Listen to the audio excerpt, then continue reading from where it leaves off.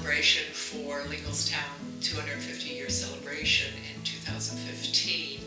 And I've had the pleasure of doing 12 paintings, which by the way will be for sale, and that's part of the fundraising process that we're involved with. There will be a calendar that will be for sale, but each individual painting will also be for sale. There are so many buildings that still exist in Linglestown, and some that exist only in photographs. So it was a joy to do this one. But there were several blacksmiths in Linglestown. This one gave me great pleasure to do, and I took it to one of the meetings, by the way, and it just thrilled me when one of the other committee members says, "That's my uncle." That was an absolute thrill.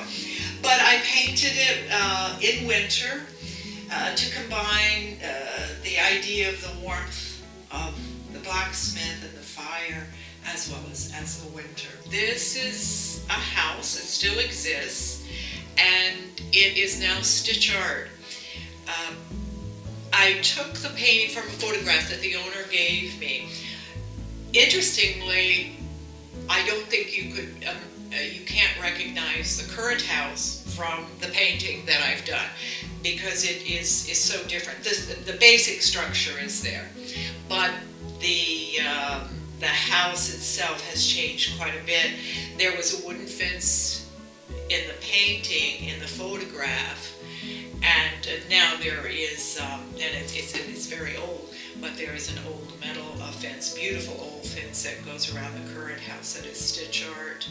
But this, I believe, is from probably 1870s, but I believe it's Victorian Gothic. This is a trolley. The trolley did come to town in Linglestown. It came up from Harrisburg and over to Linglestown. This would have been, I believe it's an electric top trolley, so this would have been the early 1900s. I especially like it because it was technically difficult for me to do, but it was also fun, and the idea that so much was going on in those days in the 1900s in Linglestown. This is a very exciting painting in that we had the Plutz brothers.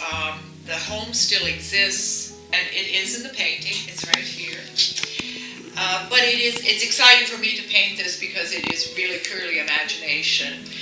They did try to have a flying machine. This is a Victorian outhouse, which was fun to do. There is a Victorian house in the town of Linglestown, and to preserve the outhouse, I have captured it, I hope, in this painting. It still exists, but it is crumbling a little bit, but it has some loving owners there, and the Victorian house that it stands behind is still there. This painting came to mind when I was walking along the street, I guess it's Mountain Road, and I was looking at the eagle from this perspective, and I really liked it, and I really liked the evergreen tree that's on the left. But I love this view of the eagle, which is just an anchor building in the town of Linglestown. There are so many beautiful small things. If one goes on a walk through Linglestown, these are the kinds of things you can see. There's some beautiful gate and fence metalwork. On one walk, I found this pump, but they're just beautiful, small things, small places. This is a Thomas Lingle house. It still exists. This is Blue Mountain Parkway. My guess is you will be just like me, you won't recognize it. The house still exists and is lived in and is lovingly cared for. I painted it back to the day of Thomas Lingle, or at least what I thought would be the day of Thomas Lingle. But this is Blue Mountain Parkway going toward the mountain. This is the first log cabin schoolhouse, 1790 or thereabouts. This was fun to paint, and it's almost one of my favorites. I like them all. I don't know if an artist should admit that, but I do like them all. But this was fun to paint. Going back to school, the idea of walking through golden and red leaves, but also walking through some mud probably to get to school. This is fun. This is Halloween time, and it was fun to paint and try to get the feeling of fog and mystery. And some of you might recognize it. This was Wilson's Pharmacy, which today is the Roasters. But this was great fun to paint, and I enjoyed putting the little cat in.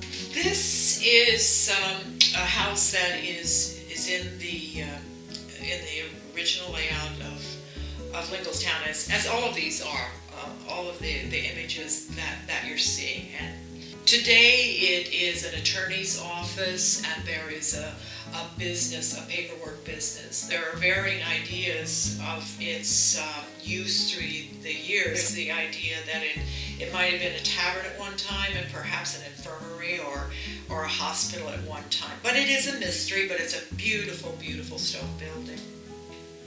This is the First Linglestown Church. It's the St. Thomas United Church of Christ.